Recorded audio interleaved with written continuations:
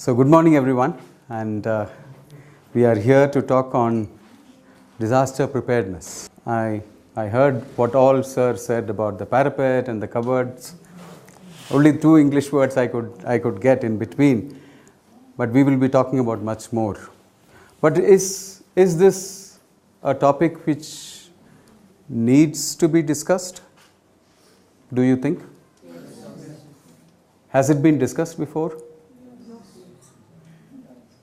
So if it is so important, why has it not been discussed? Because there are always other priorities. There are always other things taking, we think about what happens every day than something which happens once in whenever. We don't know whenever. But these things have to be discussed. We have to be aware, like sir mentioned, awareness is really the first step. Awareness is really the first step, and that is very important that we understand that it is only the first step. How many of you do not know that a gas cylinder has to be turned off at night? How many of you do not know? Everyone knows. Now the next question, you know what it is. How many of you actually turn off the gas cylinder at night? Can I have a show of hands? It's almost always, 3 or 4. Now I see about 10. So awareness is not everything. Awareness is just the beginning. Consciousness is second, leading to action. We have to make that change. You understand everything, you go home and say, oh, that was a wonderful, informative lecture I heard today morning, and then you forget all about it. Doesn't help at all. We are all wasting our time.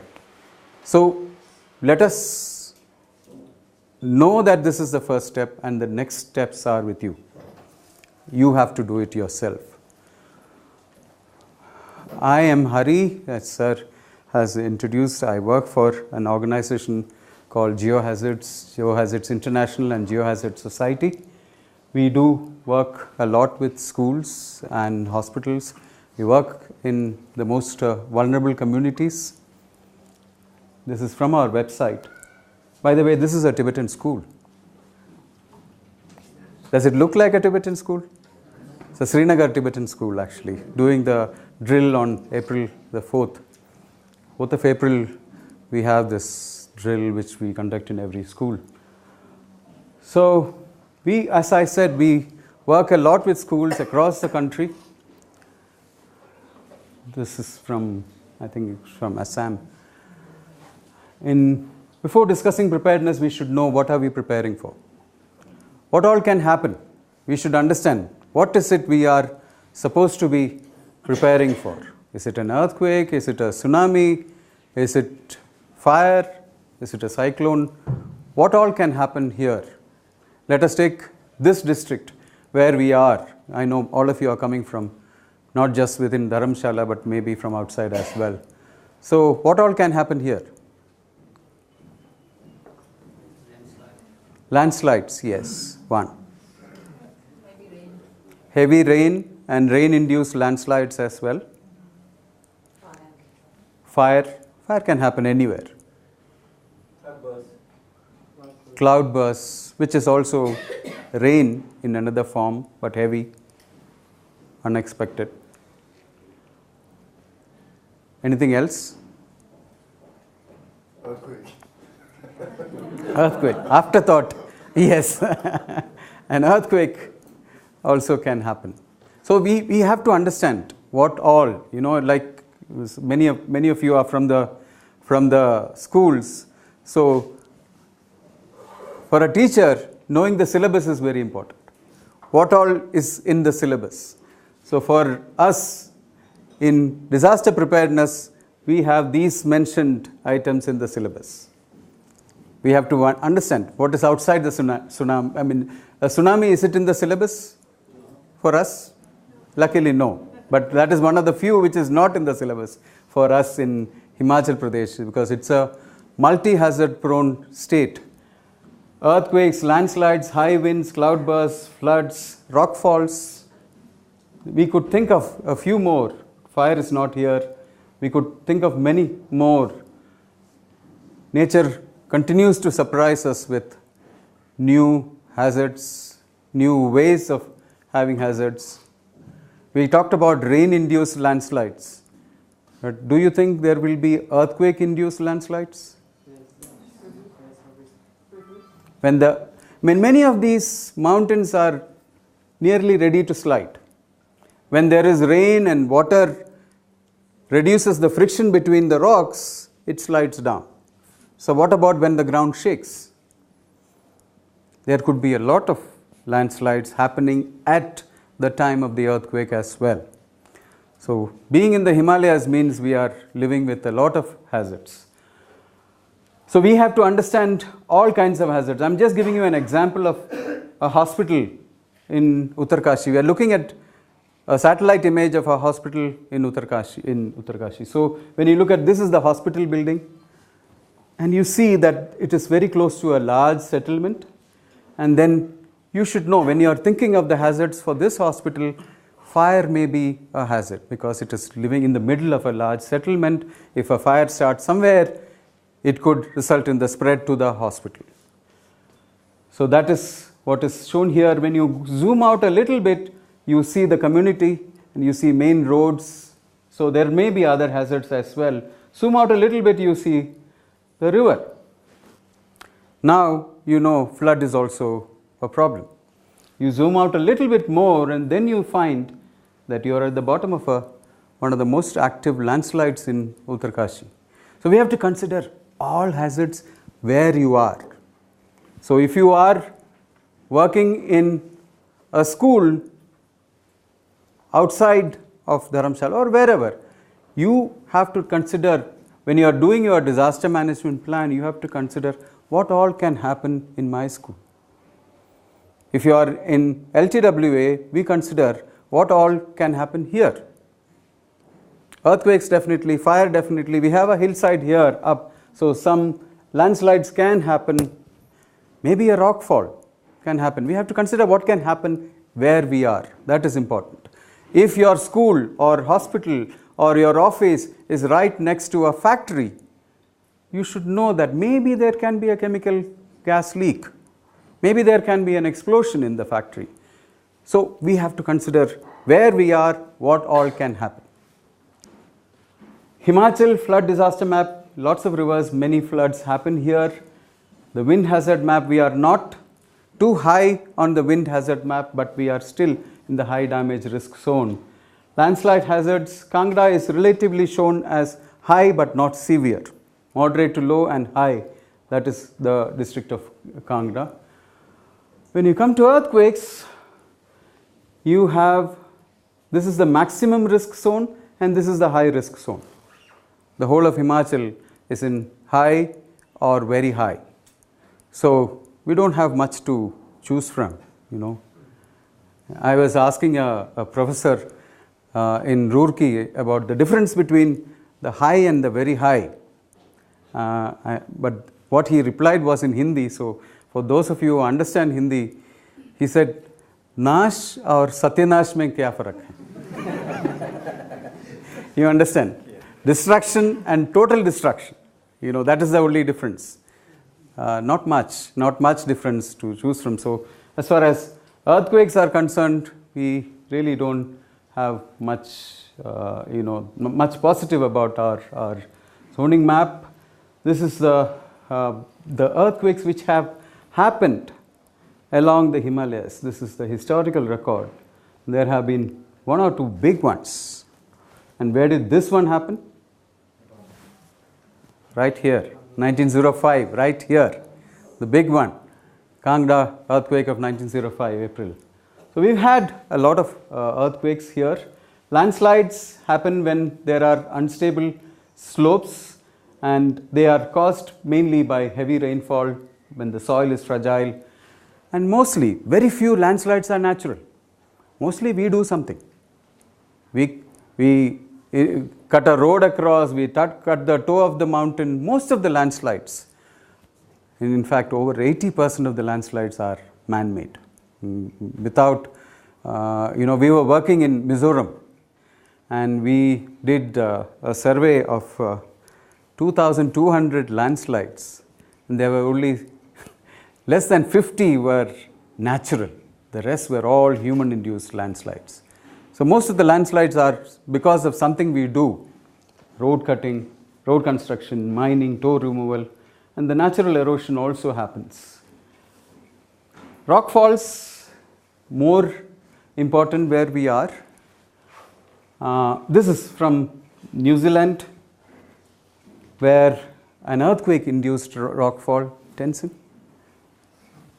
the audio, please, if we can connect.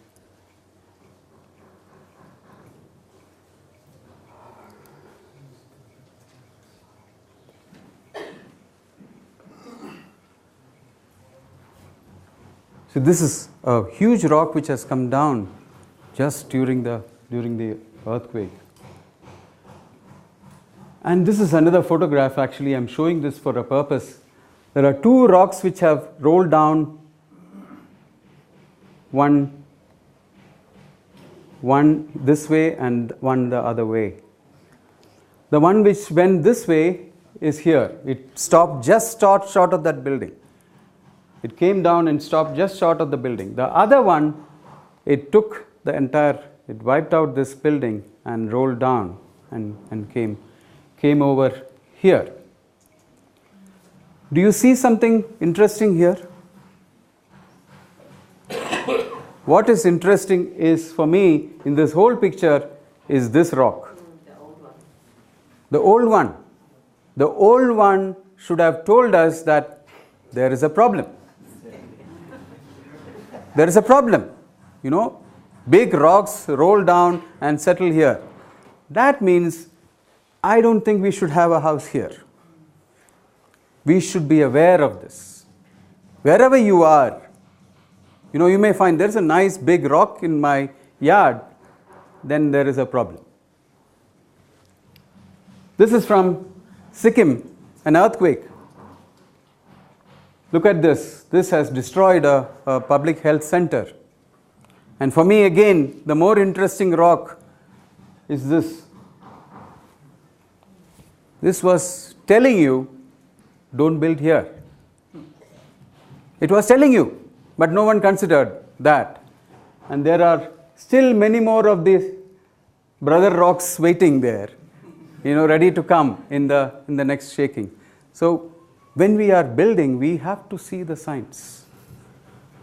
And if you are living in a place, wherever you have a house or an institution, and you see that some huge rock which no one could have placed there is there, then look up and see what all is waiting to come down. Rock falls are very dangerous in the Himalayas. This is a video from Taiwan, and it is a rock fall. And it's a great escape of that white car from a rock fall.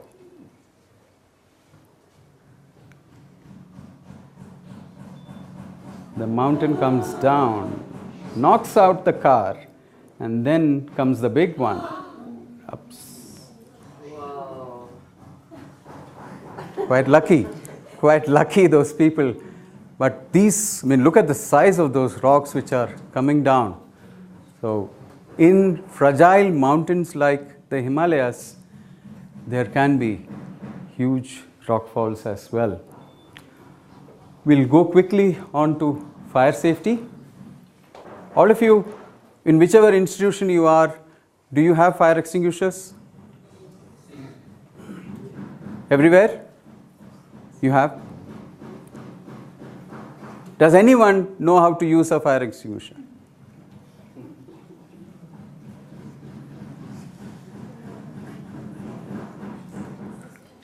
If not, these are decorative pieces.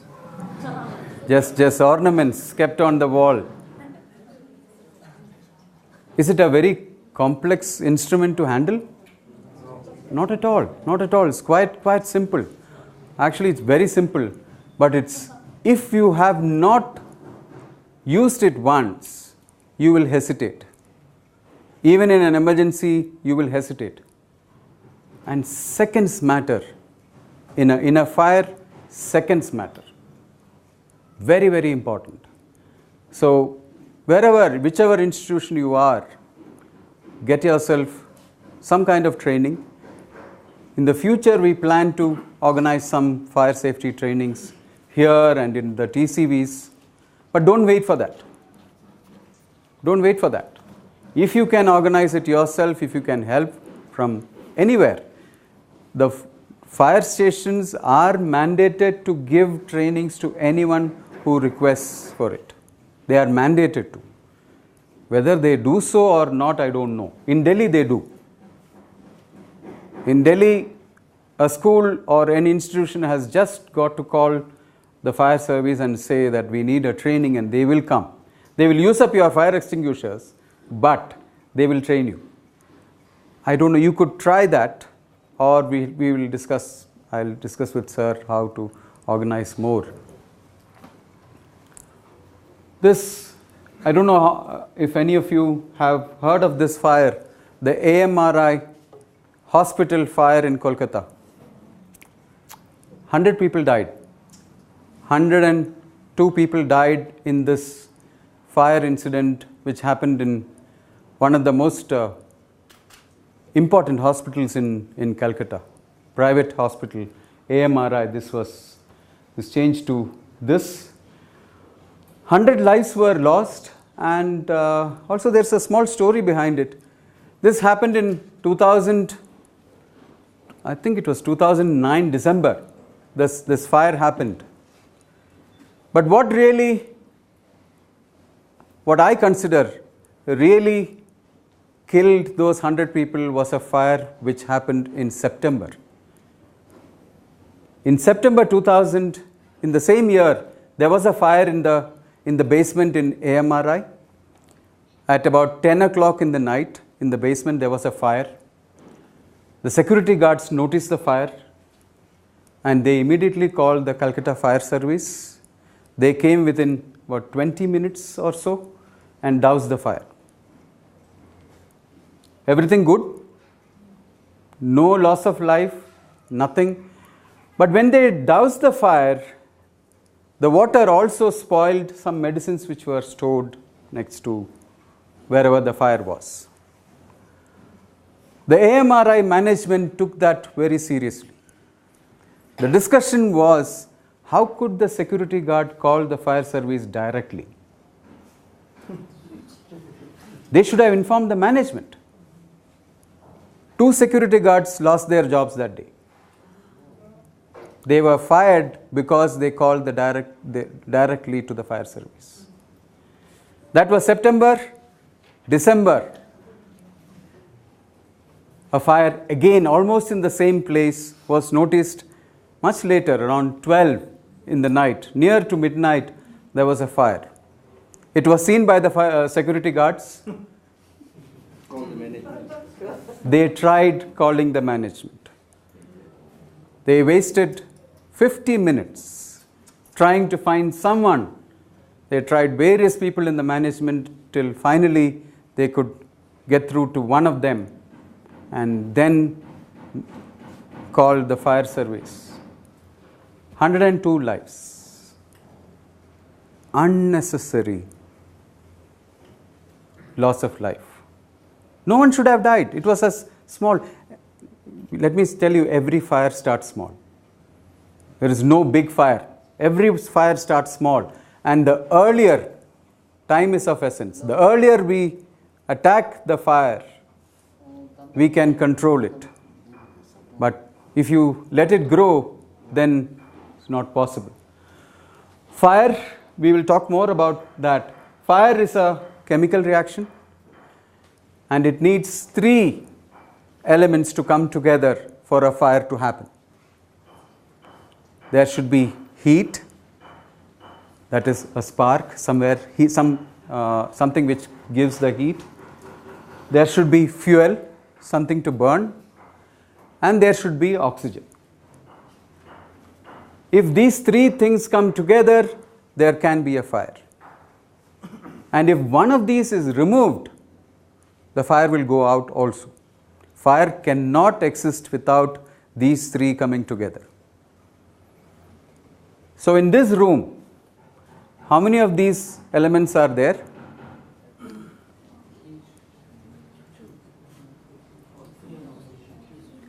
Oxygen is there? Oxygen is there everywhere. Fuel is there? Where is the fuel? Chairs, curtains. Curtains. Chairs. Anything which burns is fuel. I am fuel also. Anything which burns is fuel. So we have oxygen, we have fuel.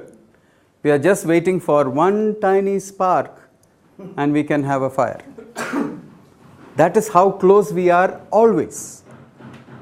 That is how close we are all the time. And it is up to us to ensure that we don't provide that spark. Many a time, due to faulty wiring, due to unsafe practices, we provide that spark for the fire to happen. So, by removing these, we can put out the fire as well. So, the most common way of putting out fire is pouring water. What are we removing from the triangle? We are removing heat from the triangle. So, if I am putting a wet sack on the fire, what am I cutting out? I am cutting out the supply of oxygen. Sand, also, I am cutting out the supply of oxygen. And many a time, if you notice, the fire tenders, when they arrive at a fire, some of them will be fighting the fire, some of them will be removing things which can burn from around the side, because they are removing the fuel. You should not give fuel to the fire. This is a small video. It's a 3-minute video. We can see it for two reasons. One, how quickly the fire spreads. Second, to understand what is the killer. Is it fire or is it smoke? Which is the main event in. So I'll start the video. The audio doesn't matter here. It's an experiment. A man is putting a fire in a room. He's starting it very small in one corner, and a timer is also starting at the same time. I will pause it here. I want to ask you a question. Sorry. I want to ask you a question. When you are fighting a fire, or none of you are firefighters. So, when you are fighting a fire, it is also important to know when to stop. How much you can fight a fire realistically without putting your life in danger. The key words are without putting your life in danger. It's very, very important. Many a time we hear that some people died trying to fight the fire. Even in AMRI, that hospital, there is a complete different story to AMRI. Of the 102 people who died, only 2 were staff members. 100 were patients. Is there something wrong with this figure? 2 staff members, 100 patients died in that incident. Looking at another fire incident, in 2004 there was a school fire in South India, in Tamil Nadu, a place called Kumbakonam. There was a fire in a school. Again the number was 99. 99 people died. How many teachers, how many children? 99 students, 0 teachers. Something wrong with these figures, isn't it? There is something wrong with these figures. It shows that people who are supposed to be taking care of somebody else is not doing their job. Is this really how we are? Is this really how human beings are? Was a question we discussed over and over. This is happening again and again. And then you come to the story of the Mumbai terror attacks. Mumbai terror attacks, the Taj Mahal hotel was attacked by two gunmen, and many of the employees who were just out of their, they were out on their shift. They came out, they were outside when they heard about this, what was happening, and they went back in to shepherd people out through various exits. So they actually went back in, and that is what we expect all of these people to do, to behave responsibly and save people. So what was the difference between that school, the hospital, and this hotel? What was the difference? We are all human beings. Training. Contingency plan. The only difference was the hotel had done several preparedness drills. They had a plan. They had never planned for a gunman in the hotel scenario. They had never planned for that. But they had planned for terror attacks. They had planned for bomb explosions. They had done drills for that. So employees knew exactly what to do. And they did. Because the plan was in their head. They knew that because they have practiced this many times. Whereas in the hospital, no planning, no drills. That is how important preparedness, planning, and drills are. They don't even have to think because they have already done this many times. So the difference in the hospital and the hotel was that they had done drills. We will talk more about preparedness drills as we go on. So I want you to look at this video and imagine that this fire is in your home. How long will you fight the fire? Remember, you are not a trained firefighter. So it's 14 seconds, the fire is barely visible now. We can attack this fire now? Even with a mug of water, we can.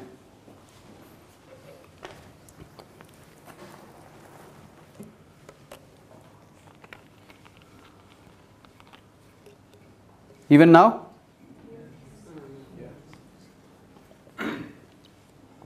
Use dead water.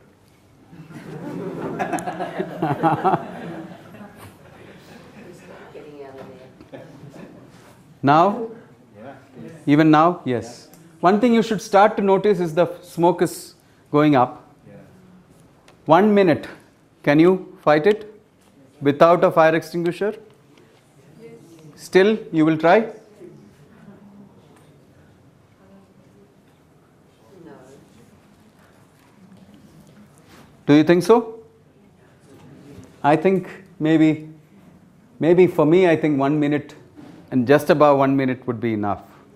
After that, I don't think we can physically fight it because, the room is getting hot. The smoke is hot air and smoke rises up. So one important thing to see from this video is that you still have oxygen here. In the lower reaches, you still have oxygen. So in a fire, always try to get low and go, because if you are standing up, you are probably breathing in more smoke than if you are crawling out, you will be breathing less smoke. And smoke is really, really hot. So since we have given up, let us watch it for some more time. You see how quickly a fire can spread. Seconds are precious. The earlier we act, the better it is.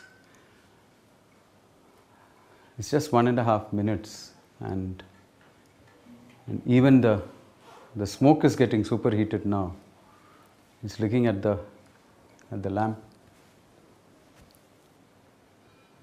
I don't think there is much point in watching this any longer.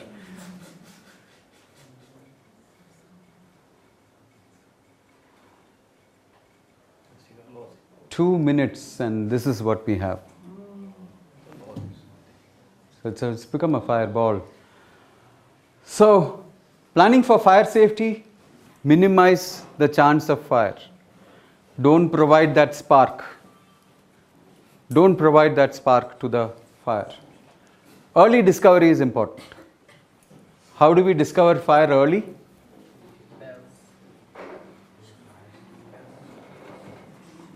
Fire smoke alarms are very useful.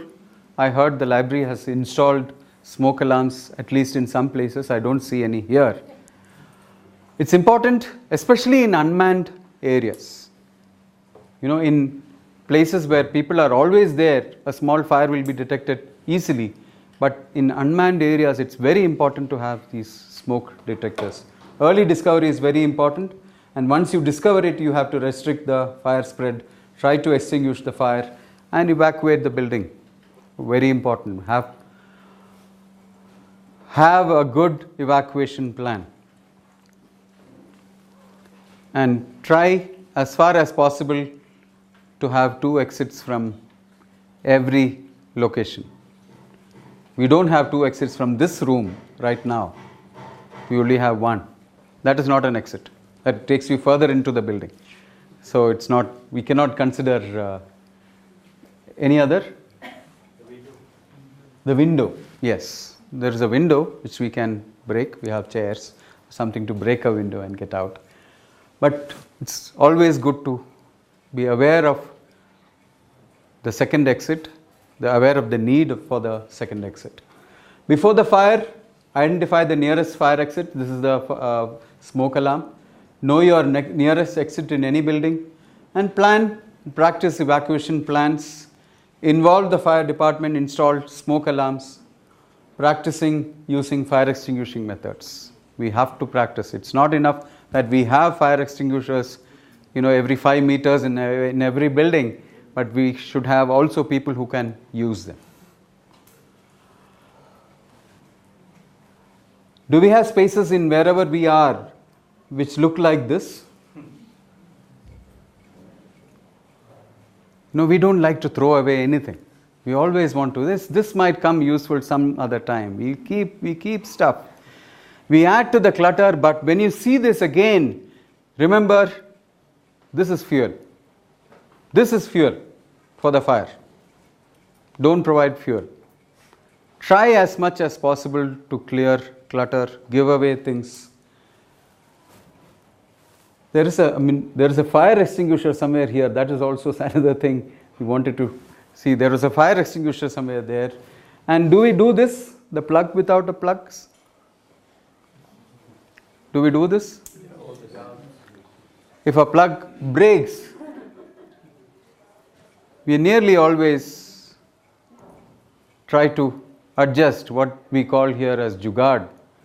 Jugaad is very common, but it's also very dangerous because these wires are constantly sparking inside and heating up. So it could start a small fire, and just imagine if there is a curtain above that, you have everything for a good fire. And we use where one plug point is meant to be used for one equipment, and now we are using multi-pins on multi-pins, which means we are grossly overloading these plug points, and that also is heating up and likely to result in fires. All of these are generally called by the fire department as short circuit. You read about any fire incident, you will see there is only one reason.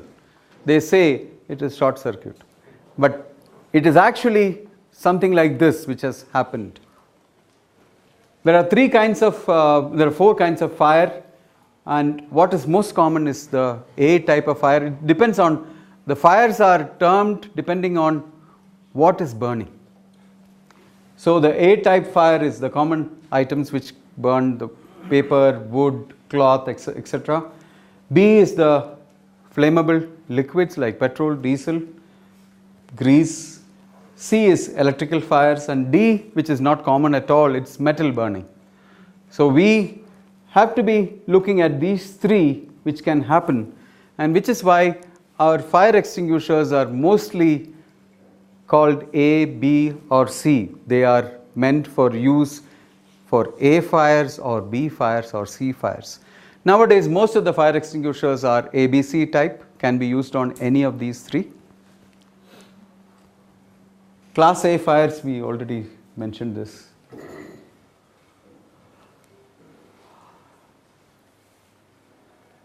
How to use the fire extinguisher? Without having a fire extinguisher in my hand, I'll just try to tell you. This is a fire extinguisher. It comes with a pin which doesn't allow you, the pin is there, it doesn't allow you to compress the lever. I mean, this is to prevent accidental usage of the fire extinguisher. So you have to remove the pin before you can press the lever and use the fire extinguisher. So they say use the pass system, it is PASS system. First is P is to pull the pin so that the lever becomes free. Now you pull the lever, allow you to discharge the extinguisher. Aim, where should you aim the extinguisher? Not at the top of the fire, at the base of the fire. Squeeze the lever so that water or powder or foam, which are the contents of the fire extinguisher, will be discharged at the base of the fire. And you should use that little pipe which is provided to sweep. Use it in a sweeping motion, don't use it in one location, use it in a sweeping motion so that you cover more area of the fire to put out the fire. So use the pass system, pull, aim, squeeze and sweep. They say don't use the lift during a fire. Why is that? Why shouldn't you use a lift? We can get trapped because the power can go off. But another thing, important thing is that you saw smoke. Smoke wants to go up. And in almost every building, the lift is like a chimney. It connects the ground floor right to the top. So that will be the path of the smoke. And you don't want to be trapped in a lift because that will be the path of the smoke regardless of which floor the fire is on. The lift well will always be full of smoke. So you don't want to be in a lift well during a fire. Have an evacuation plan like this.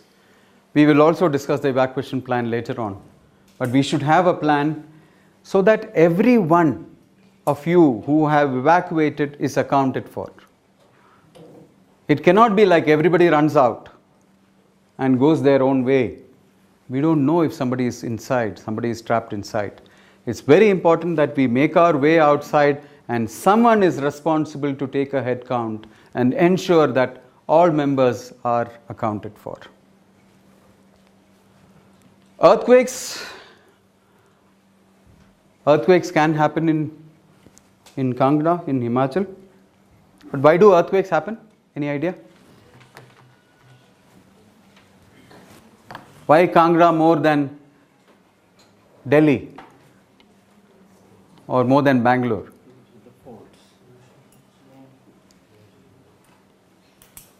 How do earthquakes happen? Because of plates, tectonic plates. What are these tectonic plates?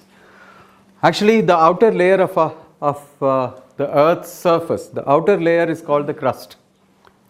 The outer cover, it's like a eggshell. You can imagine an egg and the shell. How thick is the shell? Is it thick or thin? It's thin. Even the crust, the outer layer of the Earth is very thin compared to the size of the Earth. It is very thin. It's hardly 45 to 70 kilometers deep. The surface on which we build, we live. That outer layer is known as the crust, and unfortunately the crust is not made up of one piece, it is made up of several pieces. It's like a broken eggshell. There are several pieces, and these pieces are called tectonic plates, and these plates are constantly moving with respect to each other because of the Earth's rotation. These pieces, because they are all floating on molten layer inside and they are constantly moving. Sometimes they are hitting against each other, sometimes they are sliding against each other, sometimes they are moving away from each other. We are at a place which is quite close to the interaction of two plates. Let us see the tectonic plates. There are several large plates. The Pacific plate is very big. The Eurasian plate is very big. It extends from the Pacific to the Atlantic and includes all of Europe, Russia, etc. And all in the middle we have a small little plate. The Indian plate is a very small piece of the puzzle. Small piece. But was India always here? Was India always Tibet's neighbor? No? Where were we?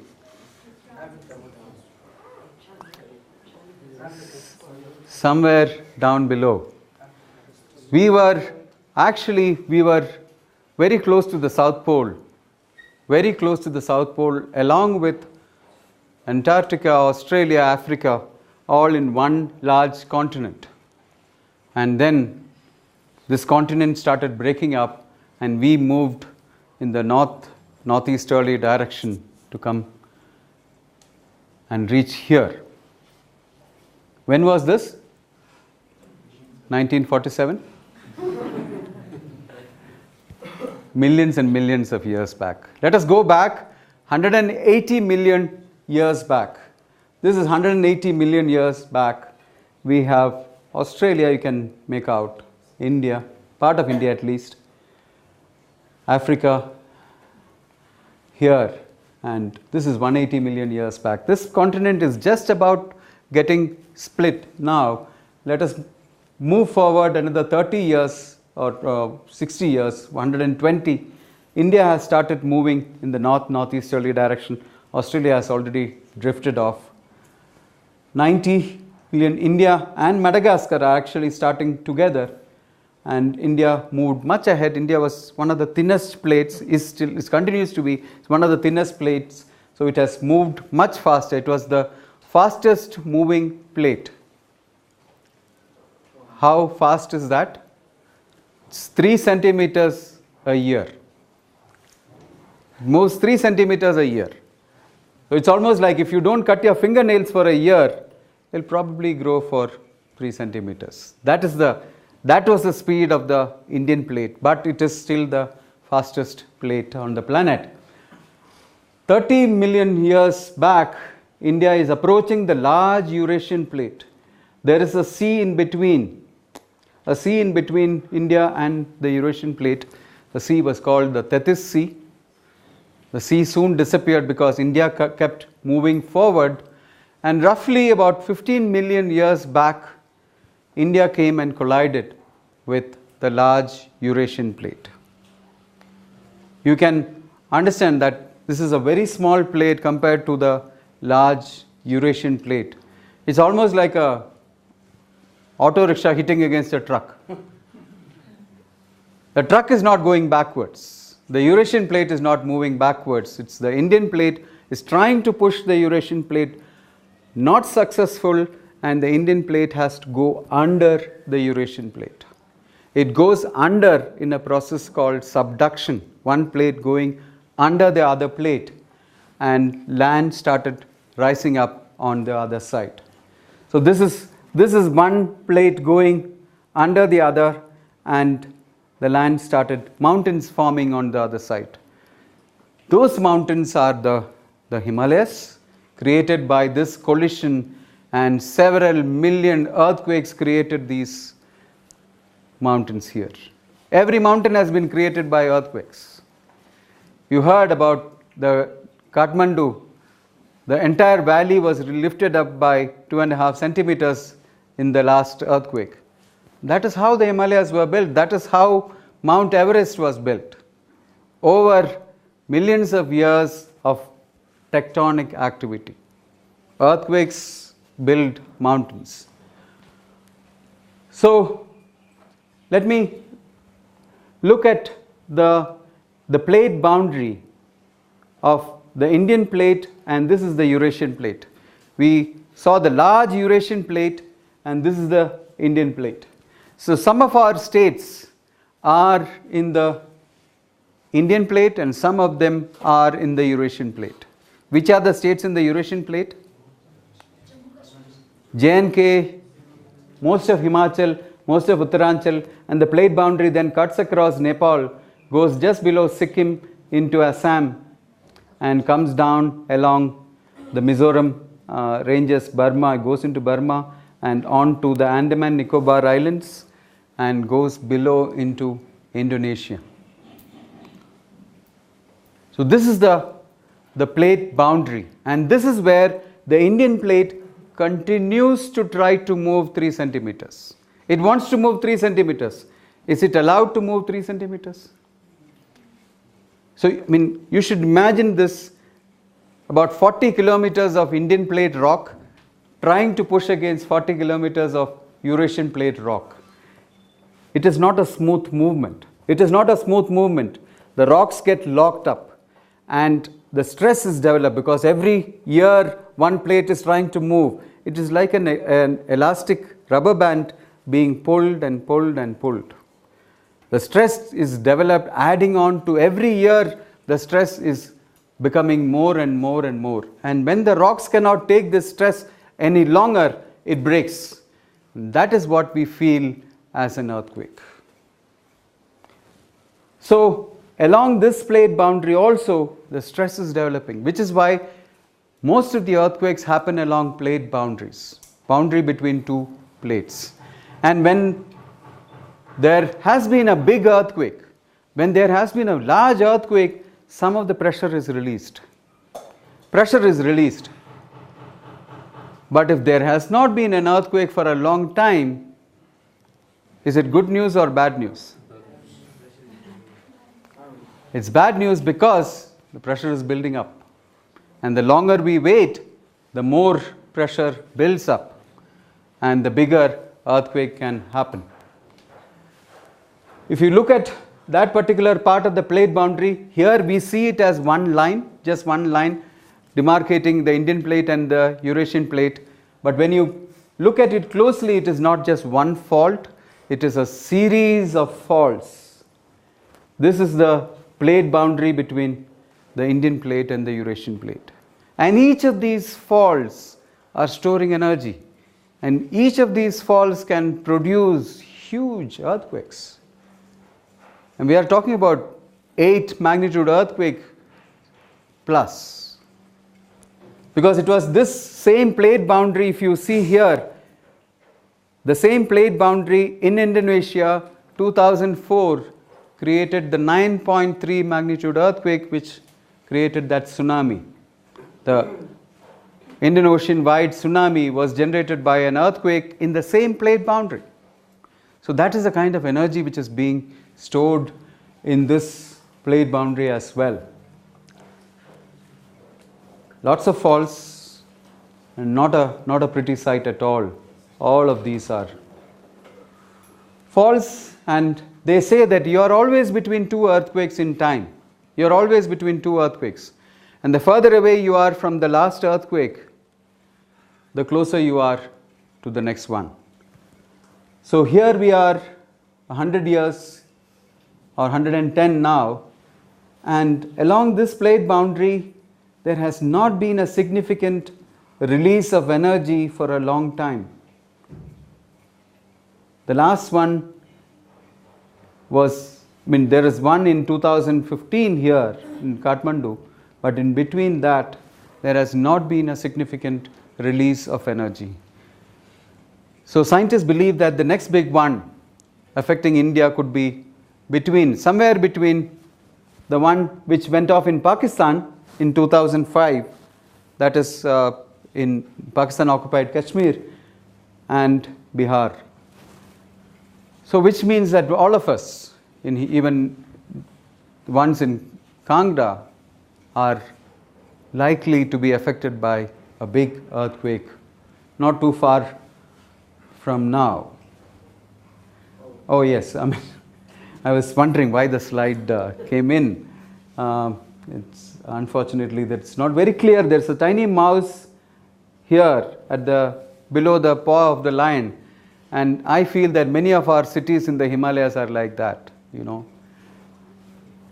thinking we are sheltered but can be destroyed in a matter of seconds by the next big one. So what is earthquake risk at a place? What adds to the earthquake risk? Isn't Japan an earthquake prone country? It is an earthquake prone country. We hear about earthquakes almost every day. But do you think the Japanese people are more at risk than we are? Yeah, Fukushima.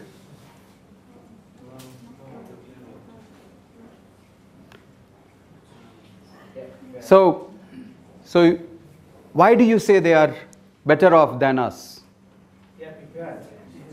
They are prepared. They are prepared.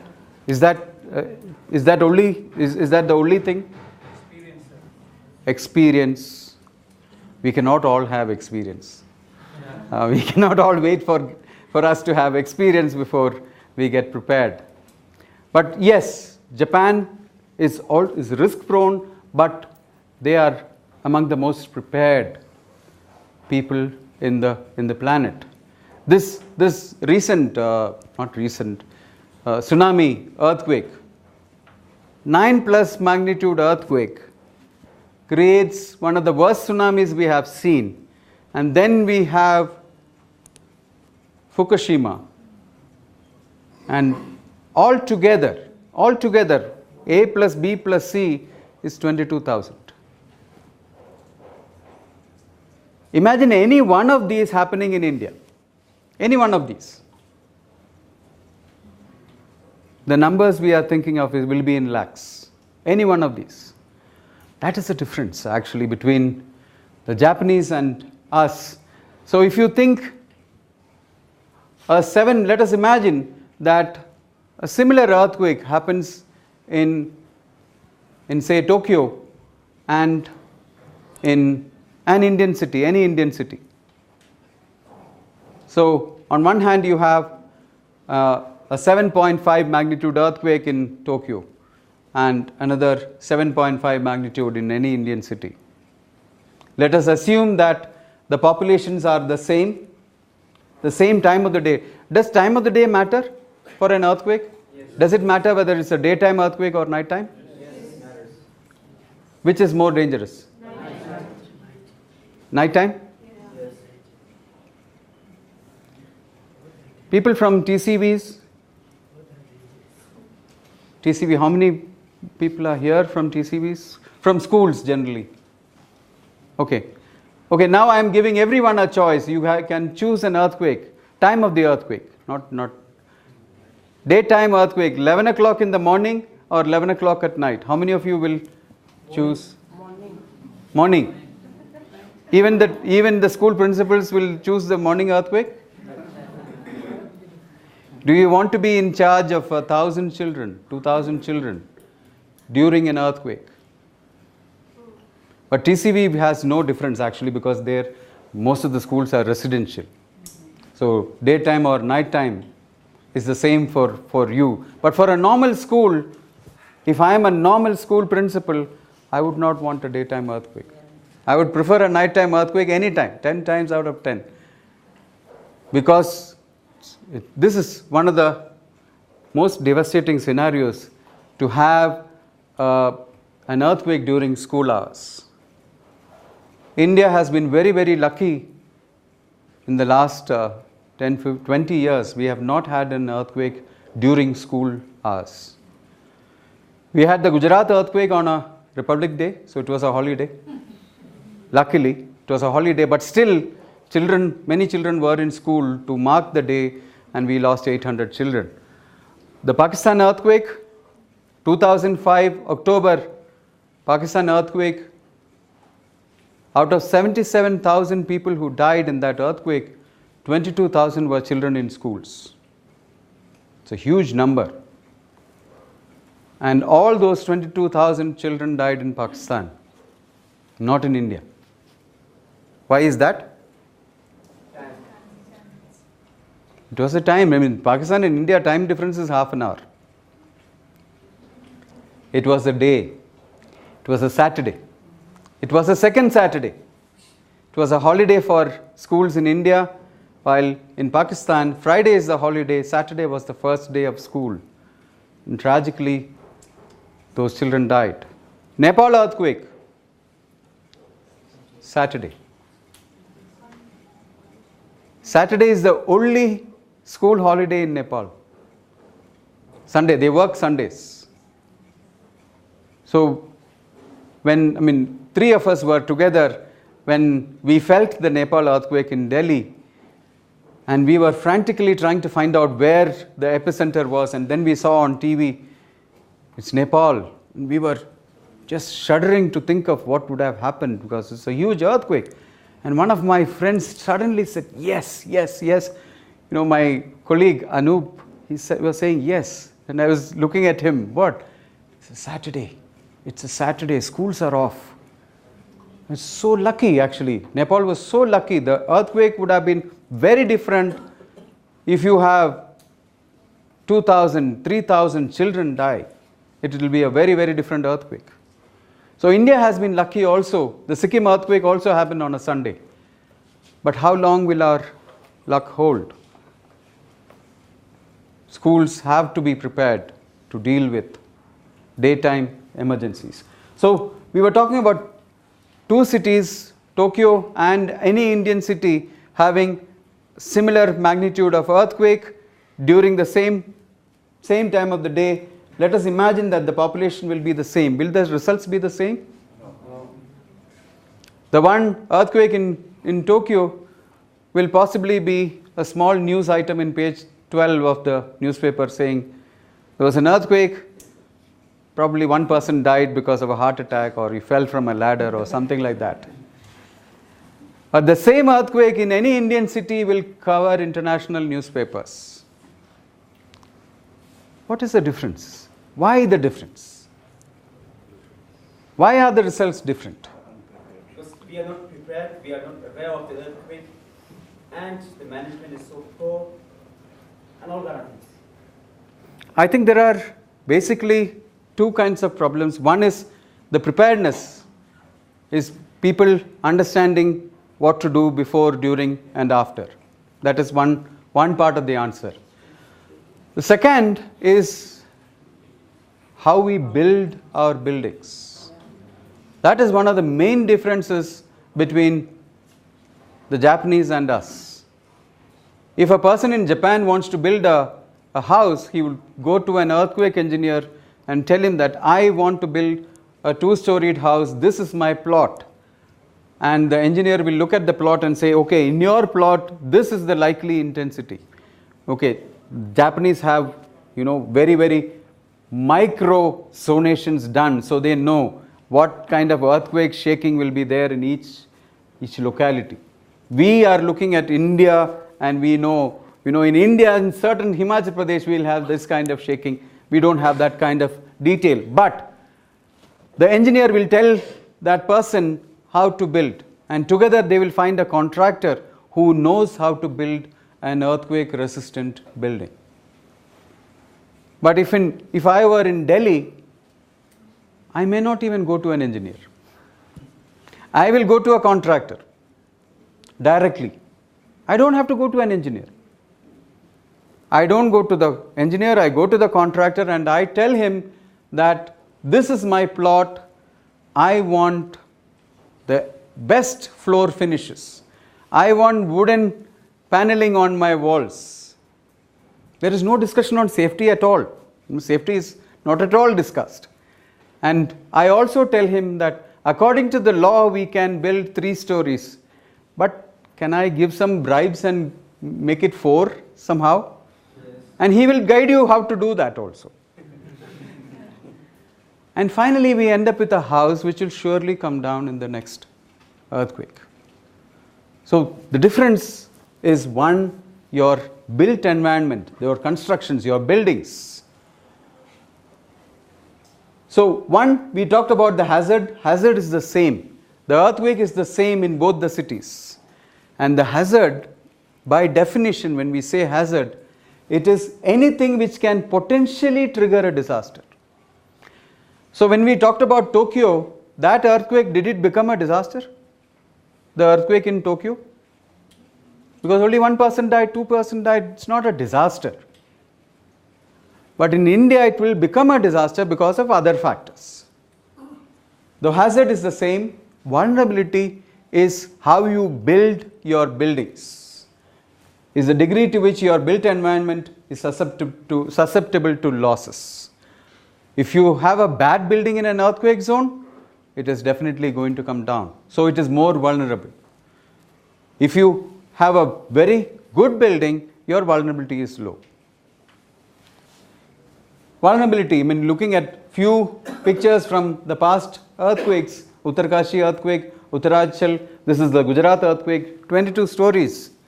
Mansi towers came down. They didn't take care of the earthquake resistance, but they had a swimming pool in the roof. So when we know our priorities, Gujarat is not new to earthquakes. They have had so many big earthquakes. This is also a school in Gujarat which came down. And this is Shimla. So we understand our vulnerabilities when the way we build, how we build. And then you see this building in Japan after the tsunami. This one. It has just been shaken by a 9.3 magnitude earthquake. A tsunami has gone through it, and a ship, I would call that a ship, has been deposited on top of it. And still, it doesn't look like it is about to collapse. No. And that is how the Japanese built. Compare it to how, we constantly build with our fingers crossed. We are just hoping nothing will happen. Always nothing should happen in my lifetime. That is the builder's lifetime, not the building's lifetime. The builder's lifetime. Bhagwan hai na, Bhagwan. So vulnerability and hazard. Then we talk about what Sir mentioned, the capacity of the people, preparedness, how well they are aware of what all can happen, and if this happens, what am I supposed to do? Knowing what to do before, during and after. That is important, the capacity of the people. The capacity of the hospitals to take in casualties, the capacity of the fire services to rescue people, all of that.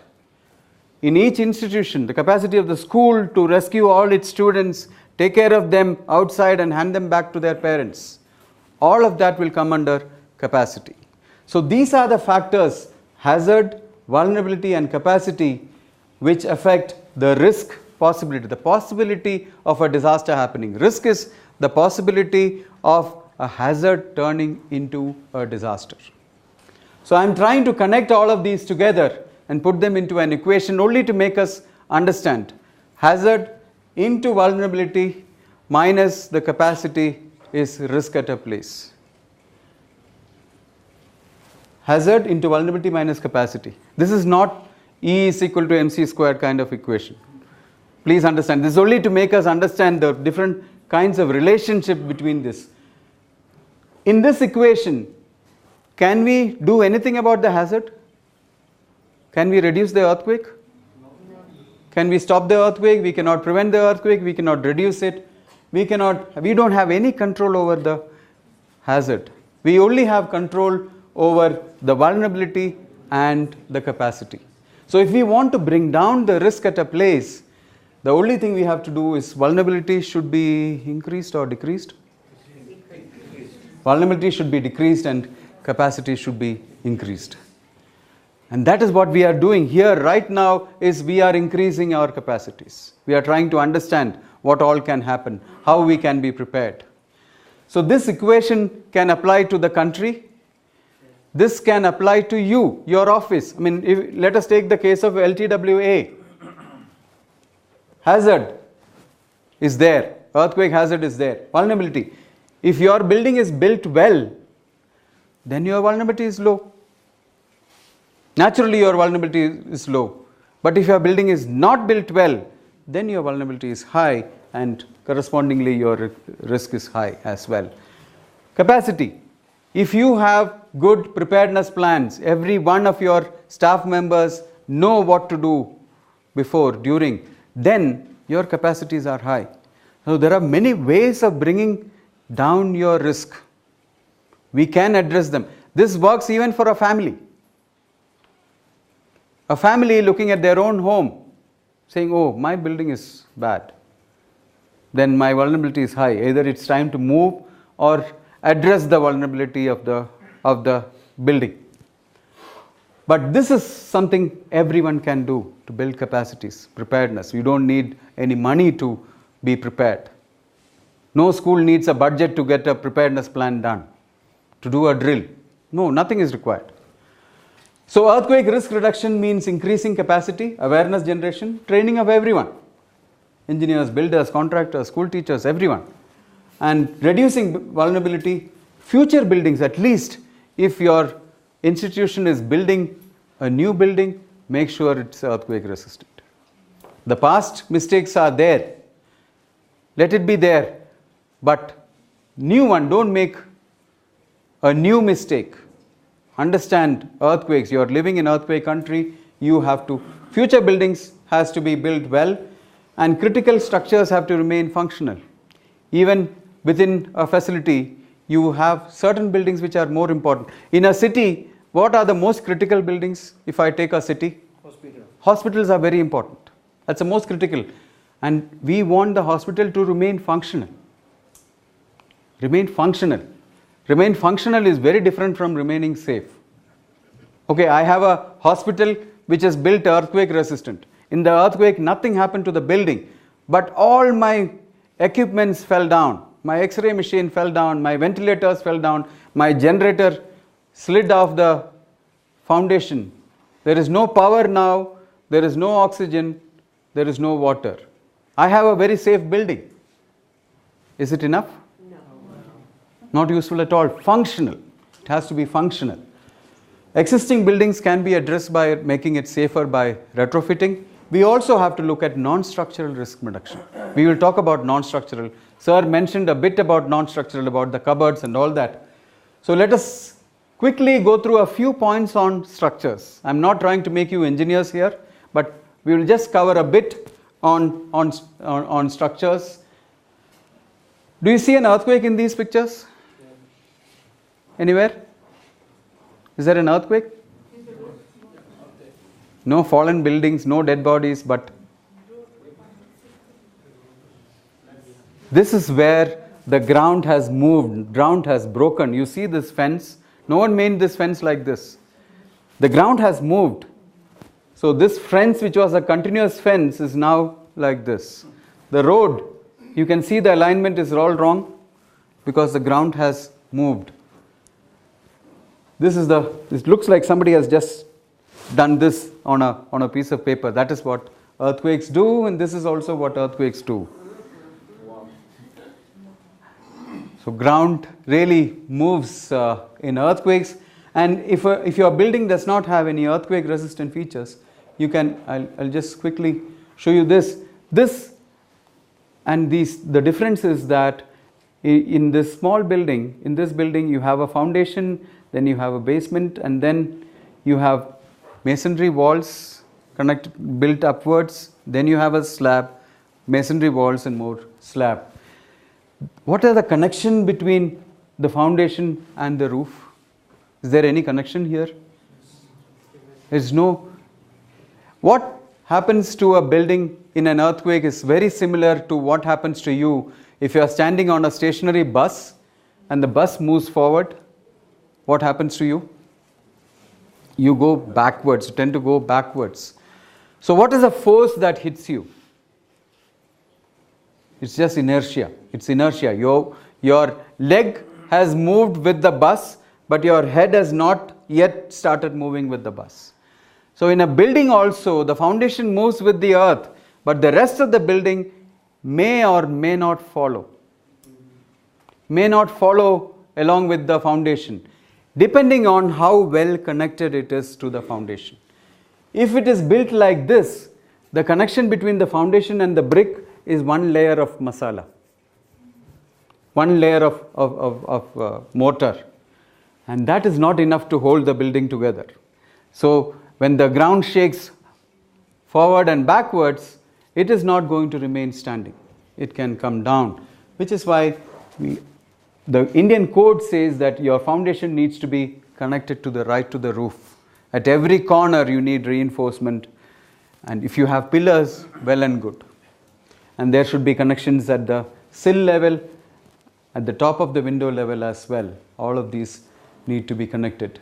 So a short video of two buildings in an earthquake, one without earthquake resistance and one with earthquake resistance. You can see the parapet which is anyway falling, even in the building with earthquake resistance. And one is just brick and it is not holding up very well. You can see a family trying desperately to open the door. Doors do get jammed in earthquakes when the walls are shaking. So let us build for tomorrow. Let us not build buildings which can come down in the next earthquake. And basics of earthquake engineering: earthquakes do not like too long buildings, too tall buildings, too big buildings. If you have to build a long building, divide it. Make it into two buildings, because too long and in an earthquake it is going to behave like a whip. And other problems, buildings which are too close to each other, like we see in most of the Dharamshala, buildings which are very close to each other are going to hit against each other. And buildings on hill slopes. I am only pointing out our problems here. Buildings on hill slopes also can be dangerous unless they are designed for earthquake safety. Luckily we don't have many of these ground floor parking structures which you see a lot in the plains, and they behave like inverted pendulums and they move and they are going to come down. And you can see this also had a ground floor parking, but it's no longer available. And these two houses were in the same line, but one had a ground floor parking which gave up in the earthquake when the earth shook the ground floor. You can imagine people living in this house, coming down 3 meters all of a sudden, one floor down, not be a nice experience. And buildings built too close to each other, they are going to hit each other. And if the floor levels of these two buildings are at the same level, then it is just slabs hitting against each other. It's not much of a problem. But if the floor levels are not the same, then the slab is hitting against your column. And if the slab knocks off your column, the column is what holds your building up. Column is what holds your building up. So if it knocks off a column, the building can come down. You see, this one floor has collapsed in this earthquake, and this is because it was hit. By which building is the culprit? The smaller one, this one. This is what knocked off the column and which created a series of column collapses which brought down one floor. In the Gujarat earthquake, many of these buildings had large lift wells, and the lift wells, you cannot cheat in the lift wells. The contractors cannot cheat in the lift wells because the specifications are given by the lift manufacturer. They tell you that it has to be designed a concrete cage or whatever, and you have to follow that. The rest of the building you can build anyway, but the lifts have to be built very well, and in many cases the lift cores saved the buildings if they were in the middle, and that was a good point of the Gujarat earthquake. But in some only the lift well survived. You can see nothing else, the rest of the building is on the ground. Lack of connections, and then now our cars are getting bigger and bigger, and our columns are getting smaller and smaller, and thin columns. I mean, any column below 30 centimeters is not as per code. So if you are building any building, you see any building anywhere, and if the column size is less than 30 centimeters, then you are not following the code, which means that you are probably not earthquake resistant in that building. soft story collapses, this is what happens when one floor comes down. Your cars suffer. And the Gujarat earthquake was very good for engineers because we could do a lot of postmortems of the buildings. We could see what exactly went wrong. And here we see the kind of these, what do we call these things? The horizontal ones, we call it rings. Are they called rings here also? We call stirrups or rings. And you can see these rings are very few. They are spaced so widely that they don't serve any purpose. One. Second, in this Gujarat building, we found that they use 5 mm bars. 5 millimeter diameter bars are not made in India. Not made in India by any manufacturer. So how did they get it? The builders of Gujarat, how did they manage to get 5 mm bars which are not even manufactured in India? China.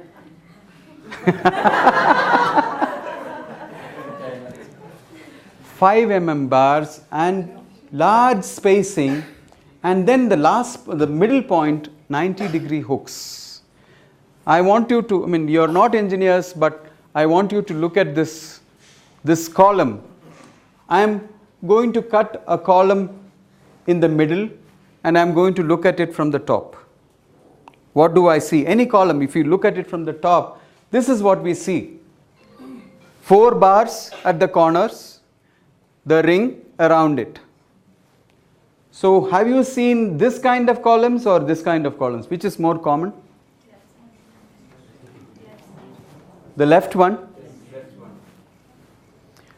What the code tells you is the right one. The code tells you all your stirrups should be like this. But mostly the builders, they do not want to bend it. This is called the 135-degree hooks. This is a 90-degree hook and this is the 135-degree hooks. They do not want to bend it 135 because it is more difficult. The steel quantity is the same. We are not saving on steel. But they don't want to do this. And what does it do to our building? You should see. This is the column, and you can imagine in a column with concrete, you can imagine that the steel is inside and there is a bit of concrete outside and most of the concrete inside. You understand that? So the concrete outside is called the cover concrete. It's called the cover concrete, external part, the cover concrete. And when a building shakes and the column continues to sway, the cover concrete actually breaks and falls. It breaks and falls in any earthquake. And when the cover concrete falls off, this stirrup now is free to open up. And if it opens up, what is holding your rods together? There is nothing holding your rods together. In an earthquake shaking, here, in this case, even if the cover falls off, this is not going to open. It is inside. It is not going to open. So what happens here is the cover goes off and your stirrup opens up, your rods become free, your columns becomes weak, your building comes down. Whereas here, the cover is gone, but still your column is standing. You only need some minor repairs, nothing else. What is the cost difference between these two? Nearly nothing. Nearly nothing. Some time and some labor is what those builders save. That is the difference between life and death. That was the difference between life and death for 70 multi-storied buildings in Gujarat. The difference was only the bar bender, how the bar was bent. And it is like this man wearing a helmet. He is wearing it on the top of his head. It's only for the policeman. Did he buy the helmet? Yes. Is he wearing it? Yes. Will it save him? No. So the bar is all there. It is all there. But it is not going to help you in an earthquake. And finally we end up with things like this. But now I will not concentrate on the building anymore. Let us go and look into the non-structural part. what would happen in this building? The building did not come down in the earthquake. If your house was there in that building, would there be losses? Yes. Would your family have suffered some losses? Could there be deaths? Yes. Because of? Because of shock. Fire. A fire. Falling of objects. See, there was a large steel cupboard in my room, and a baby was sleeping right next to the cupboard. The building did not fall down, the cupboard fell down. But to the baby, it makes no difference that the building did not come down. The effect is the same of a large cupboard coming down on someone. So, this is what happens during an earthquake.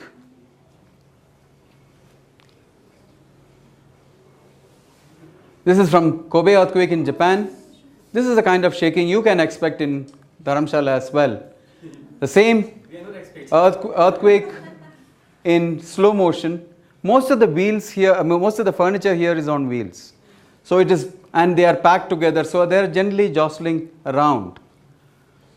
But if this kind of shaking happens where you live, where you work, will the effects be the same? Can you see hazards in your schools, in your homes? If this kind of shaking happens, none of these buildings have collapsed, but people here would have suffered. The earthquake, it's not just the building collapse which can hurt people. This is a library where the shelves were fixed, but still everything fell down. This is a library. Again, just imagine a child reaching for a book in between these shelves and the earthquake happening. No one will even realize that he is trapped there in between. And exits can be blocked. So if you are in this room and the cupboard has fallen across, you are never going to be able to get out. And there will be many such places where you work, where we keep cupboards right next to exits. So two things which can be affected by non-structural hazards are, one is somebody getting hurt, physical loss. Second is exit loss. Very important that we keep our corridors and our exits free from anything which can fall down. This is from the Nepal earthquake supermarket. Exit is anyway gone now. They stacked things out there. So you can see how difficult it is for people to go out.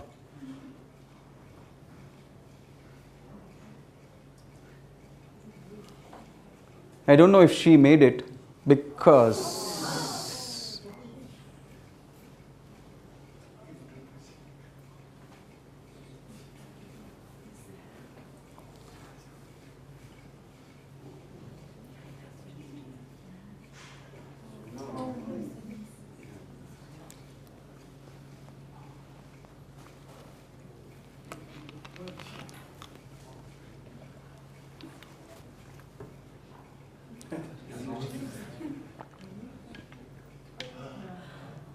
exit is gone. You can try. L'Oreal is not moving.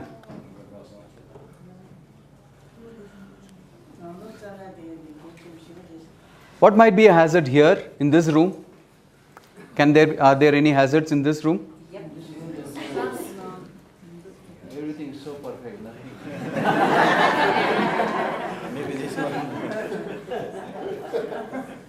This one, these two. The pictures on the walls, they are hung on wires, which is reasonably good because they are going to sway. Sometimes they are going to hit each other and the glass might break. You don't want that. There's a clock there. Pictures with glass.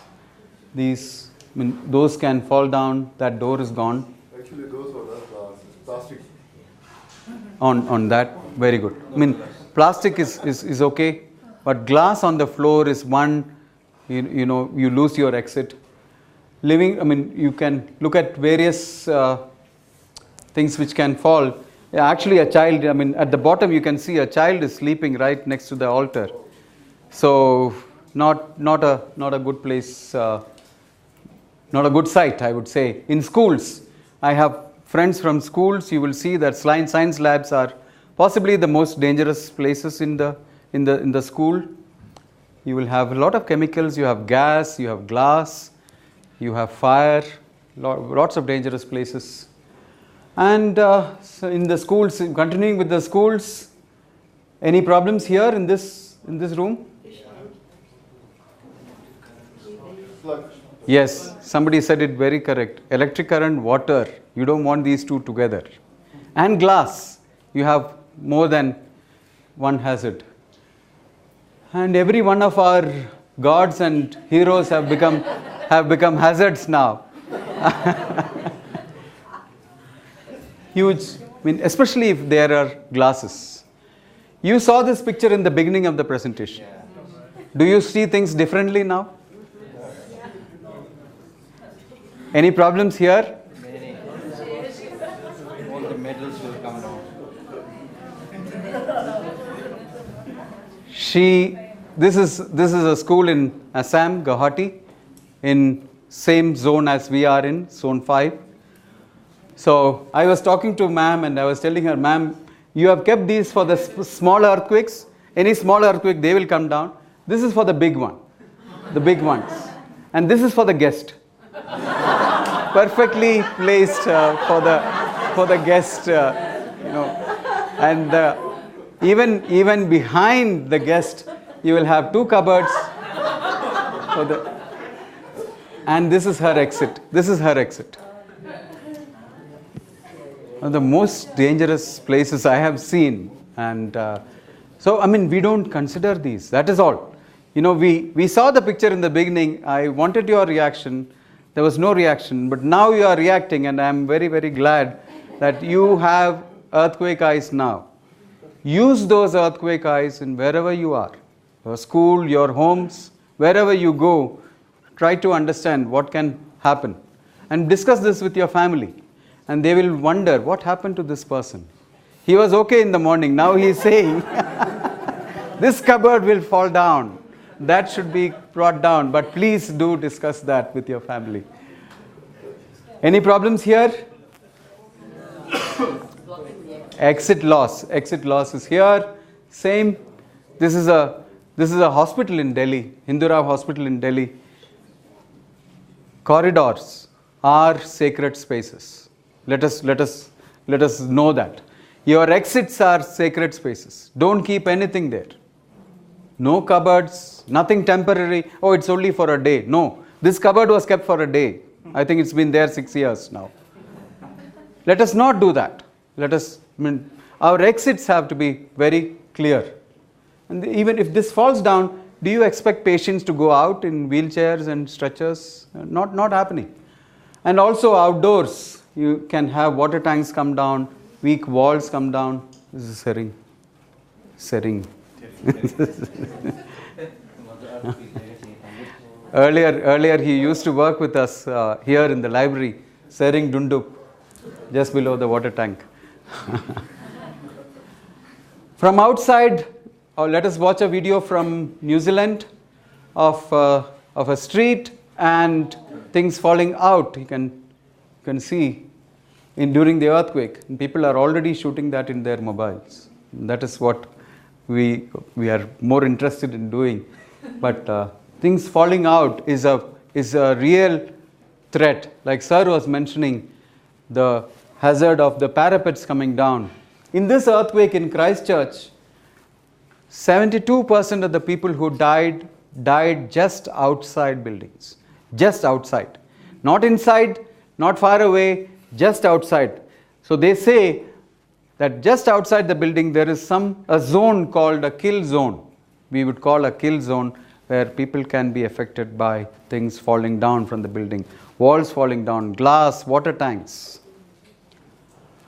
Any problems here in this scene?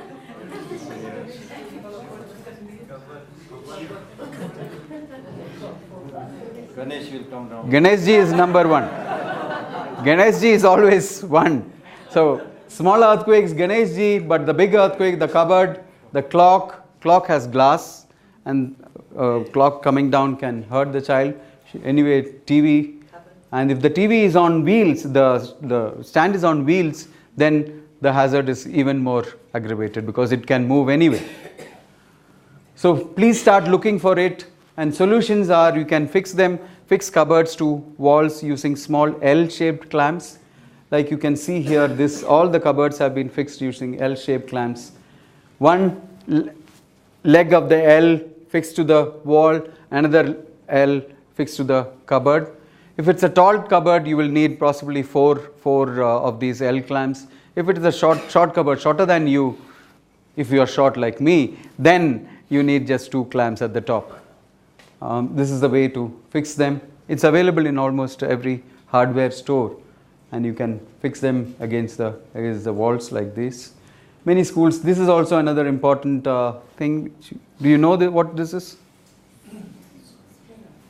A spring for hanging curtains. You use it for hanging curtains, but it can be used in schools for keeping chemicals from falling down, or libraries, books from falling down, things which can keep items on shelves from falling down.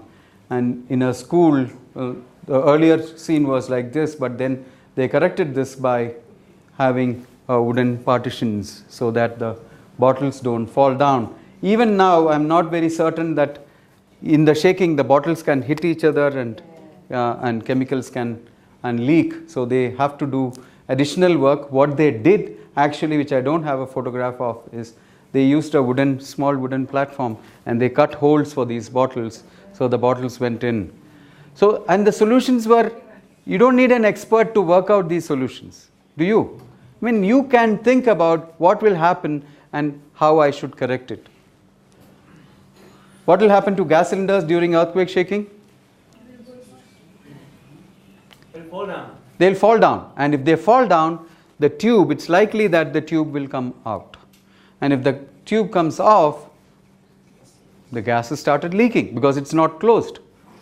So what do we do with that? Prevent it from falling down. How? Very difficult? Do anything. I mean, look at this. The simplest solution. Do something which, I mean, you cannot fix it permanently, you cannot weld it or anything. You don't have to. Just fix it so that it can be removed, but it should not be allowed to fall. What we are saying here is very simple solutions. You don't need a lot of money to fix items from falling down and hurting you. I'm talking about schools now. I'll just have a few slides on schools. Simple actions which can save children's lives. What is she doing? Covering. She's under a desk, and this is called what she's doing is called drop, cover and hold. She's dropped down, she's covering her head in the sense that she's protecting her head, and she's holding on to the table as well. Why should she do that? Because there are many things which are falling down, and what she is doing is she is protecting her head, neck and spinal cord from direct impact. We are not saying this table will protect you if the whole building comes down. No. But many a time the whole building doesn't come down. Many a time it is chunks of concrete which are coming down. And I don't want to be exposed to that. So that is what she is doing, and she is holding on to the table as well. Why should you hold on to the table? The table may move away. You are under the table, but the table is somewhere else. Hold on to the table. And she is on her knees, which is the most stable position. Don't squat. Be on your knees, because more stable. If you are squatting, you are likely to fall forward or backward. Importance of awareness. 2 examples. The Bhuj earthquake. There is one example of a school where their 20 teachers were taking it was Republic Day, they were raising the flag. 2 teachers and 20 students were there. And then the earthquake started. And one of the teachers ran inside the building to be followed by everybody else. And the building collapsed. So it was complete lack of awareness that they were in a safe place. And they ran inside where they thought was safer. And they died. Unnecessary loss of life. In New Zealand earthquake, many people who ran out actually died because they died just outside buildings. Many people who were rescued had done the drop, cover and hold. and they were under tables. In the Nepal earthquake, very important, Nepal had done a lot of awareness generation. Children were aware of having to do the drop cover hold, but the message was not complete. They were told to do drop cover hold regardless of anything. 2 children who were playing in the yard during the earthquake, they went back indoors to get under the table and died. Because the message was not complete. Why are we doing drop cover hold? What should you do if you are outside? The message has to be complete. The awareness has to be complete. So importance of complete awareness. And I'm just taking 2 slides to show you an evacuation plan, how to make an evacuation plan in your building, whichever building it is. First thing, you have to think about where you are going to assemble everyone. So in the LTWA, sir was telling me you will have about 40 people in the normal time and maybe 100 people during classes. Where do we assemble? We have to think about, that is our first question. If there are 100 people, where are we going to assemble away from things which can fall?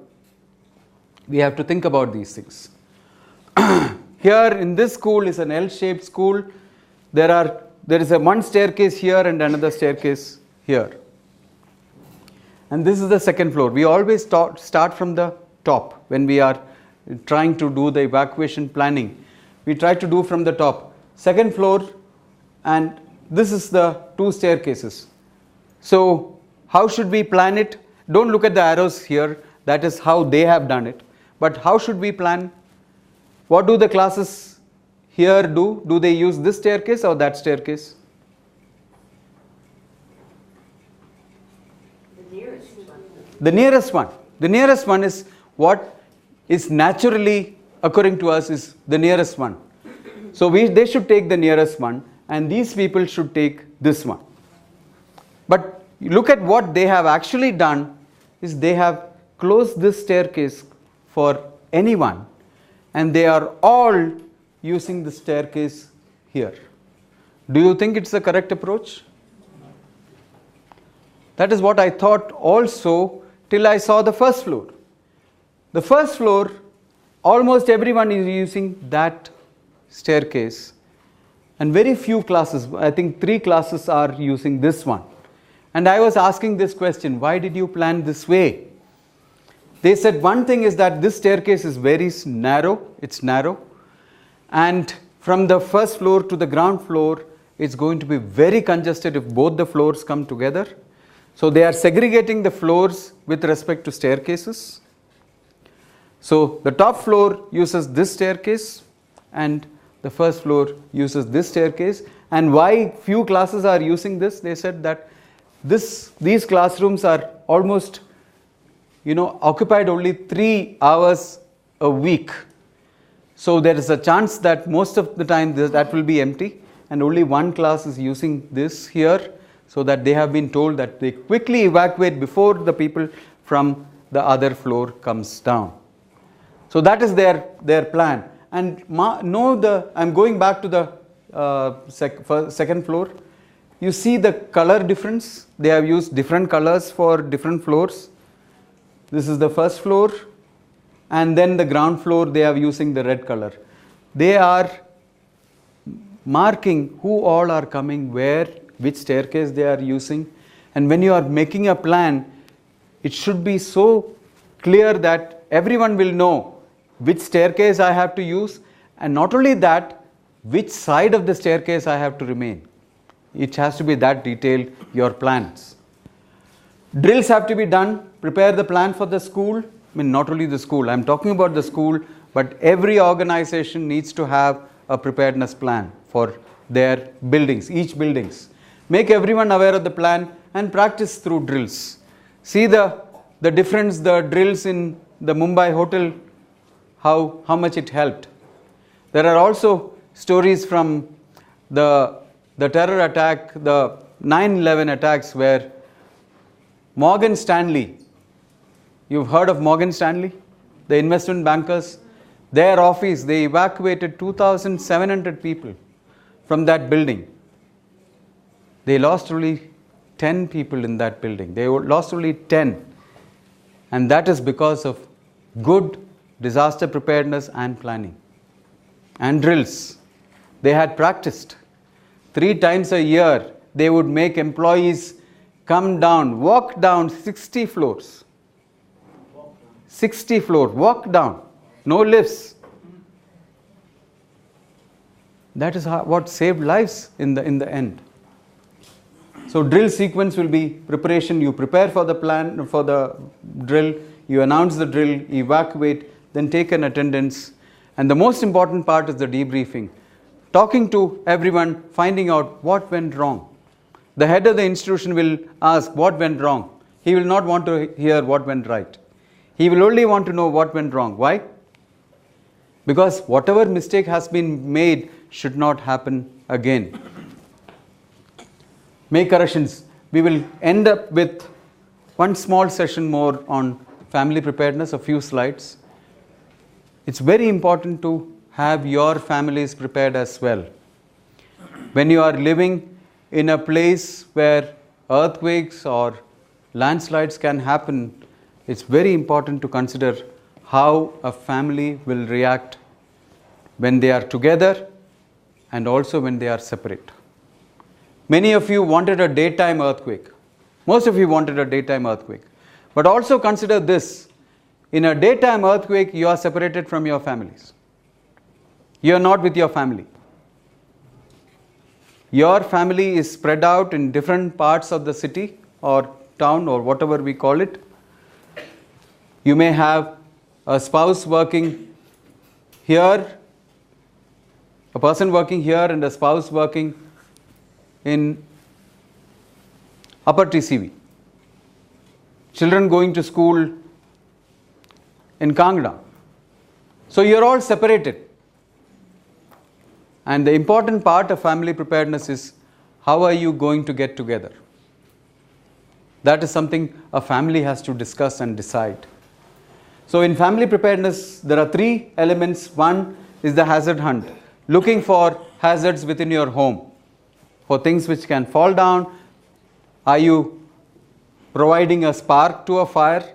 You're not only looking with earthquake eyes, you're also looking with fire eyes. You're looking with hazard eyes everywhere and understand what can go wrong in your home. Second is your family preparedness planning. And the third is we'll talk about an emergency kit. Home hazard hunt, we have already discussed. Looking at the scenario of what can happen during an earthquake, where will you during a daytime earthquake? Will you be able to communicate with each other? Will you be able to talk to your family if there's an earthquake or anything? Why not? Because the communication is being blocked. So many messages. It is not the towers falling down. Even if the towers don't fall down, what Sir said is going to happen. The communications are going to be jammed up because everybody is trying to call everybody else. There was a terror attack in Mumbai trains. Mumbai trains, no tower was affected. But networks were jammed the whole day. Networks were jammed because everybody was trying to call everybody else. Which is why the latest message coming out for preparedness is that in an emergency, during an emergency, don't use your cell phone for talking. Use SMS. That occupies very little bandwidth compared to a voice call. You will not jam up the networks by trying to talk. 2 things you are doing. One is you are saving your battery as well because the power is already gone. In any emergency like an earthquake, you can expect your power to be restored after several days. It's very important that you conserve your battery as much as possible. So sending text messages or SMS is the way to communicate with each other. Will you have any services? Will you be able to get home? These are questions you need to ask yourself. Will people who are already at home, like your grandfather or grandmother, if they are at home, should they stay at home or should they come out? and be in an open space. What will the government do for you?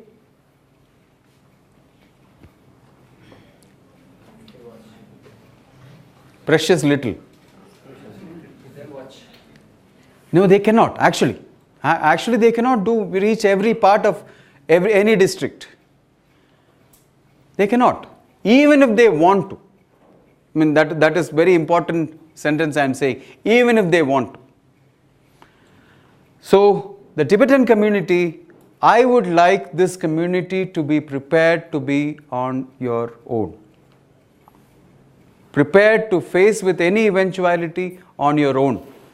That is what the last message, which is really the first message given out in the California's disaster preparedness planning, was yo-yo. It says yo-yo, which essentially translates to you are on your own.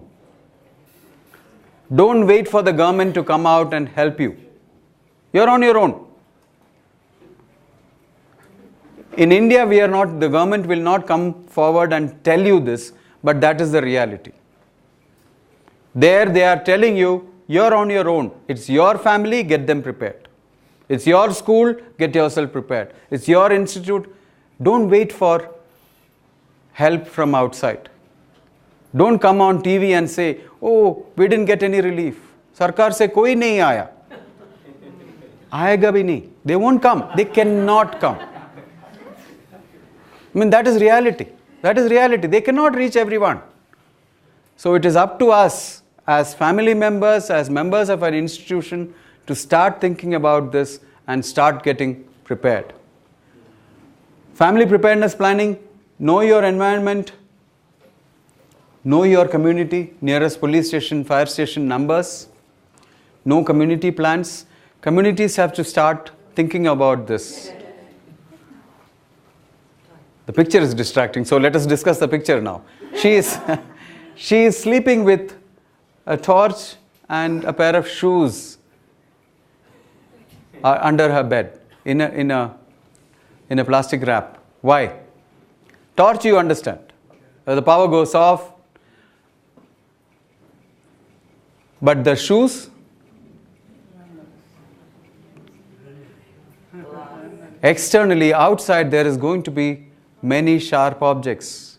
You may have to remain outside for hours, maybe days. If your feet are not protected, you could end up in the line at the doctor's. You don't want to be doing that. So protect yourself as much as possible. That is what she's doing. Know your community, family emergency kits. When will you think you will get relief from the government? When do you think you will get water, you will get food? Water. After a few days. After a few days. A very optimistic estimate is 3 days. Optimistic estimate. I don't think everyone will be reached in 3 days, but we have to be prepared for at least 3 days. That is what these emergency kits are. We're talking about emergency supplies, water supply, dry food, first aid. We have also mentioned documents. What are your precious documents? You have to keep them close to you. What are the precious documents you have? No, I mean, see, these are important. These are important. These are important. Half-page RC. Half-page RC, your insurance, your whatever, your education qualifications. All of these are important documents for you. I'm not saying you should always carry a copy, but scan an email. Scan these important documents and email it to yourself. So it is not in your computer, it is in the Gmail servers. It is there.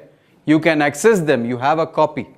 It is important. I mean, important to have copies of the passport, all of whatever is important to you. Keep copies, electronic copies.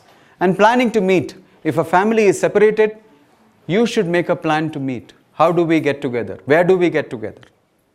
If 2 children are going to 2 different schools, a husband is working here, wife is working at the hospital, how do we all get together? I don't have a way of of telling you how to reach, how to get them together, but you have to discuss this with your family. And the husband says, okay, my office is near the boys' school, so I will walk and get the boy. Very important.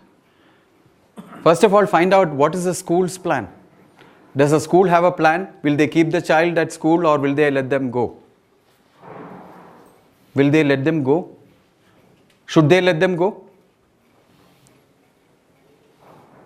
After every disaster that has happened in the country or even outside, children have disappeared. Children have disappeared. Not dead, disappeared. They have been taken away. Human trafficking is the second most important business, I would say, after illegal businesses, of course. After arms smuggling, it is human trafficking. And children disappear after earthquakes, after tsunamis. After the Orissa cyclone, many children were taken away. Many. I'm talking about thousands. Many of them were found later, in even some of them were found in the Saudi Arabia. They were taken away to be camel riders. Camel riders, In camel racing, you need somebody small to sit on top of the camels.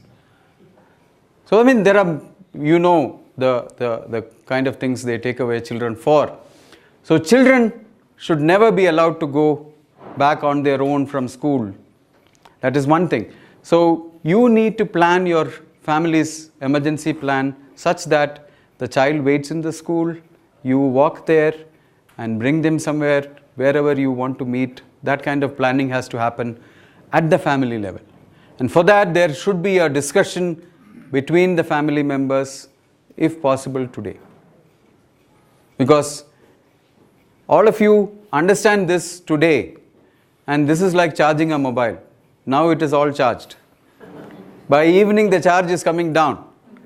Tomorrow will be too late. You have to start the discussions today. Family emergency kit, something to help your family survive for those 3 days. And just imagine your family is going on a trek onto the wilderness. What all you will carry, you need to have in your emergency kit. Non-perishable food to last 72 hours, water, first aid kit, prescription medicine. There may be somebody in your family who needs that insulin injection every day. That should be part of your kit as well. Torch and spare batteries, radio, some cash. Your ATM machines or banks don't work, so you need some emergency cash.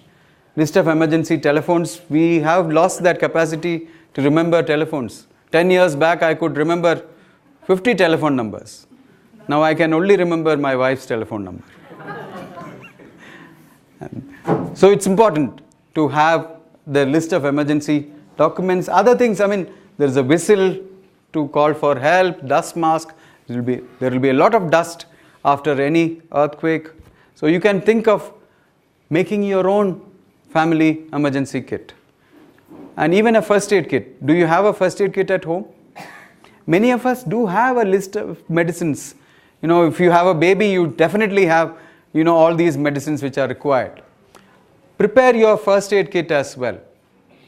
Don't buy a first aid kit, because make it for your family. My headache medicine will not work for you. So you need your own first aid kit. Make your own first aid kit. And if you don't have such, then you will have to stand in line for relief. And relief distribution is not orderly business. It is not, you stand in line, you get food. Relief is thrown at you. If you can catch, you will get. Otherwise, you can, this is how blankets were distributed in Kashmir, our part of Kashmir. Do you stand a chance of getting a blanket or a bottle of water or a packet of water or food? It's impossible, near to impossible. So it is important that we prepare ourselves and let us all go in the right direction. In this picture, a very sad picture for me, but it also tells us that it's important to go in the right direction. Only 2 children are going in the right direction in this whole picture, where All of them are going with their morning bags. And let us start moving in the right direction. And let us not think that disaster preparedness is somebody else's job. Every one of us has a role to play in disaster preparedness, be it of our family, be it of our institutions. It is not somebody else's job. We have to include disaster preparedness in whatever we do. This is, when I talk to people in other fields, they think it is somebody else's job. This is like this person whose job was to paint the white line on the side of the road. There was a branch lying there. Moving the branch is not my job. That is not my job. I will paint around it. You cannot paint around disasters. You have to take charge of your own safety, of your family's safety, of your institution's safety. You cannot leave it to somebody else. It's your job. So, I will end with that message and start your preparedness today. Let this be the starting point, as Sir mentioned. It's only the awareness is only the starting point. And we will continue, as Sir mentioned, we will have more and more lectures, not with the same audience, definitely with bring more people in. But each of you will have to start this spark somewhere else, in whatever institution you are. Please follow us on Facebook. This is Geohazards India. We post a lot of important information there. And you can be in touch with me also. My mobile number and email addresses are there. Thanks a lot. Thank you. Thank you very much, sir. Thank you. Thank you, sir. Thank you.